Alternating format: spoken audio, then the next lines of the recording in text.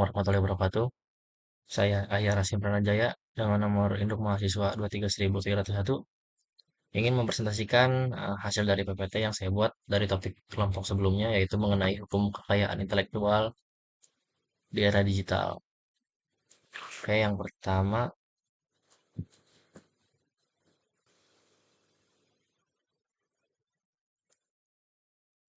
itu metodologi penelitian, metode penelitian dan sumber data. Metode penelitian yang pertama dari analisis komparatif hukum, membandingkan kerangka hukum dan peraturan kekayaan intelektual di yurisdiksi yang berbeda seperti Amerika Serikat, Uni Eropa, Jepang, dan Indonesia. Studi literatur, kajian mendalam terhadap jurnal akademik, buku, dan publikasi relevan tentang hak dan era digital. Lalu yang terakhir, analisis kasus, pemeriksaan kasus-kasus hukum signifikan yang terkait dengan perlindungan haki di ranah digital. Sumber data, peraturan perundang-undangan, haki dan regulasi terkait dari Amerika Serikat, Uni Eropa, Jepang, dan Indonesia. Jurnal akademik, publikasi ilmiah dari bidang hukum, teknologi, dan ekonomi digital. Lalu yang terakhir, laporan internasional dari dokumen organisasi global seperti WIPO dan WTO, serta laporan lembaga penelitian.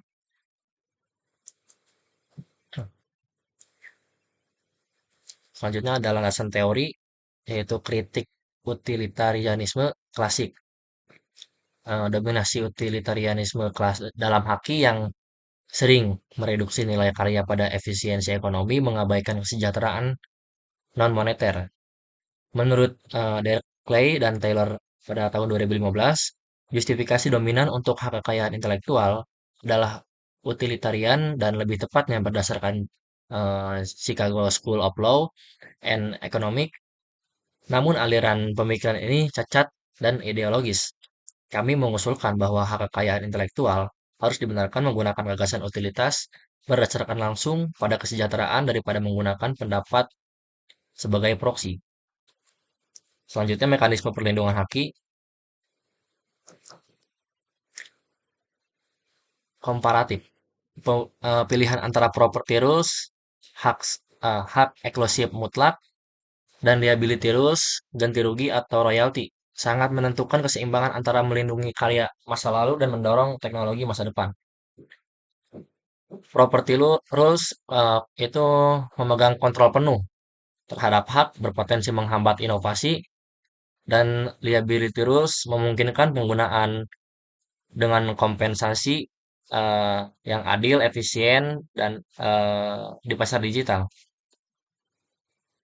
Analisis juga menggunakan lensa kontrol teori, kontrol atas informasi, dan akses terhadap informasi untuk memahami perbedaan yurisdiksi.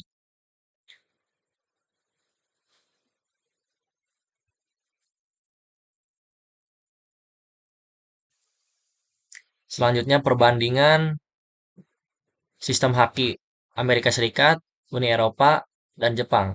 Amerika Serikat pendekatan berbasis pasar dan fleksibilitas melalui doktrin fair use.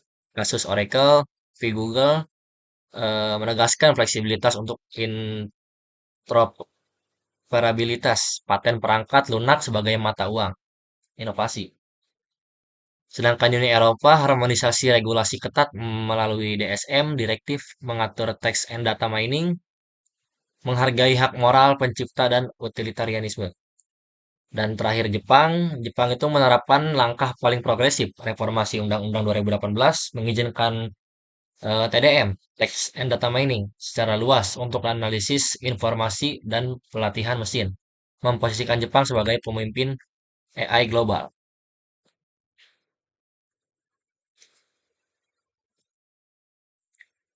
Lalu kepemilikan oleh konten AI. Konsensus global menolak AI sebagai pencipta, namun AI dapat menghasilkan jutaan desain teknis, menimbulkan pertanyaan tentang prior art yang dapat membatalkan paten manusia. Lalu kesiapan hukum Indonesia. Undang-Undang HC 2014 masih antroposentris, menutup peluang AI sebagai subjek hukum. Pengecualian hak cipta bersifat tertutup kaku dibandingkan Amerika Serikat atau Jepang. Undang-Undang Paten 2016 mengecualikan program komputer menghambat inovasi digital. Lalu reformasi, regulasi untuk inovasi dan kesejahteraan. Penegakan hukum HAKI di Indonesia menghadapi tantangan pembajakan dan peredaran barang palsu. Pendekatan harus hati-hati agar tidak melanggar privasi pengguna. Ada tiga langkah di sini. Yang pertama ada adopsi liability rules, skema lisensi wajib atau royalti, kolektif untuk penggunaan karya oleh AI.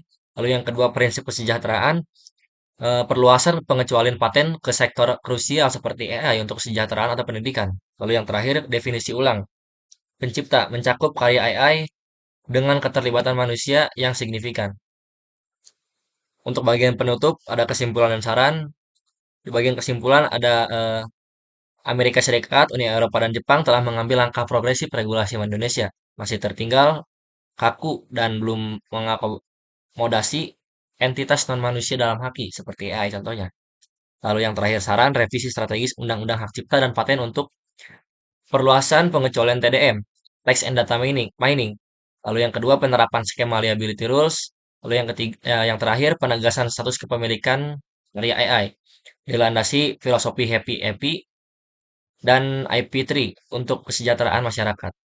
Sekian presentasi yang dapat saya sampaikan untuk analisis perbandingan hukum untuk topik dari kelompok saya sebelumnya. Assalamualaikum warahmatullahi wabarakatuh.